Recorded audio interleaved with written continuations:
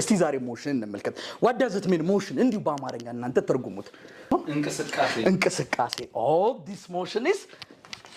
is what is a change of what position የፖዚሽን ምን ለውጥ ማለት ነው ለምሳሌ አንድ ቦዲ ከዚህ ተነስቶ እዚህ ሲመጣ ሞሽን ላይ ነው ወይም ተንቀሳቀሰ እንላለን በጣም ጥሩ it's a change of position እሺ what about ነው አሁን ዳን እየተንቀሳቀሰ ነው because motion is a change of position የሚለው ጽንሰ ሐሳብ ብቻውን ዲፋይን አያደርገው እዚህ ጋር ነው ትልቁ ሚስጥር ያለው with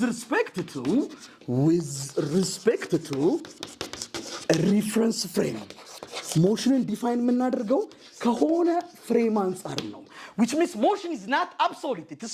relativity ነው ማለት ነው ለምሳሌ እኔ እየተንቀሳቀስኩ ነው ሶፋው ቁጭ ብሏል